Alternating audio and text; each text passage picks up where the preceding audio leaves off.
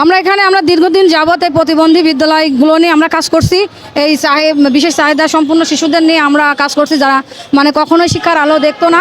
আমাদের 19 সালের নীতিমালা অনুযায়ী এবং 9 সালের নীতিমালা অনুযায়ী আমাদের 64টা জেলায় প্রতিষ্ঠাতা করা হয়েছে এই প্রতিবন্ধী বিদ্যালয়। এই প্রতিবন্ধী বিদ্যালয়ে 2741টা প্রতিবন্ধী আমাদের অনলাইনকৃত হয়েছিল। তারপরে পর্যায়ক্রমে যাচাই বাছাই করে 1772টা স্কুল এখন আপাতত আছে।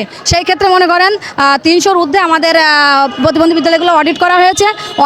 অডিটপ্রাপ্ত স্কুলগুলো মনে হয় প্রক্রিয়াধীন যে আমাদের স্বীকৃতি দেবে। কিন্তু আমাদের দাবি যে একটাই, যে 1772টা স্কুল আমরা একযোগে কাজ করছি এবং একই যোগে যাতে 1772টা স্কুল একসাথে এমপিভুক্ত এবং আপনার স্বীকৃতি দেয়, আমরা সেই আশাতে আজকে মাঠে নেমেছি। এবং এ পর্যন্ত আমাদের 20 বার আন্দোলন করা হয়েছে। আর 21শে জুলাই 21শে আন্দোলন আজকে আমরা পথে নামছি।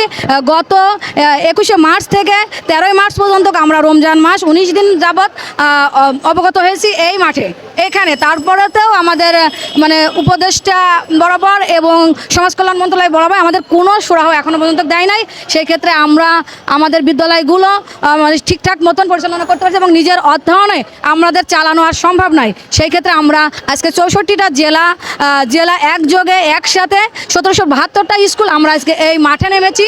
এবং তার আগেও আমরা প্রত্যেকটা জেলায় মানববন্ধন করেছি, স্মারকলিপি দিয়েছি ডিসি বরাবর। সেই পরিপ্রেক্ষিতে মনে করেন আজকে আমাদের এই অবস্থান কর্মসূচি এখানে আমরা পালন করছি।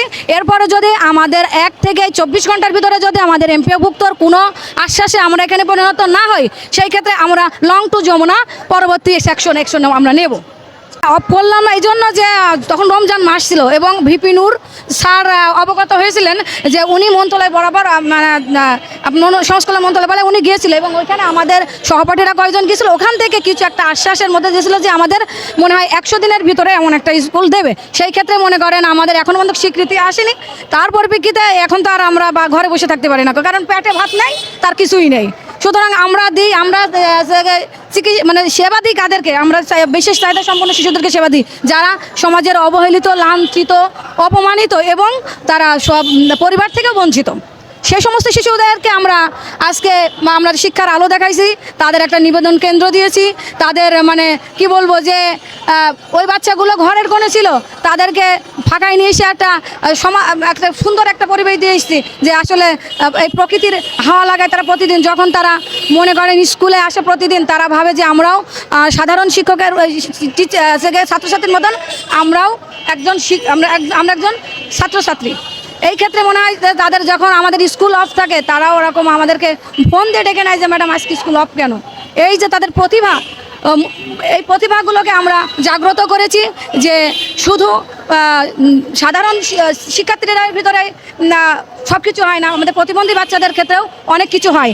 এবং 9% প্রতিবন্ধী আমাদের এই সমাজে বসবাস করছে। আমরা বাংলাদেশ সব জেলা থেকেই যে স্কুল প্রতিষ্ঠানগুলো আছে, সব স্কুল প্রতিষ্ঠান থেকেই এসেছি এমপিও একাডেমির দাবি নিয়ে। আমাদের প্রতিবন্ধী স্কুলগুলো দীর্ঘদিন যাবৎ আমরা চালিয়ে আসছি। 2009 সালের থেকে আমরা এভাবে চালিয়ে আসছি। আমাদের এখন আর পারার ক্ষমতা নেই।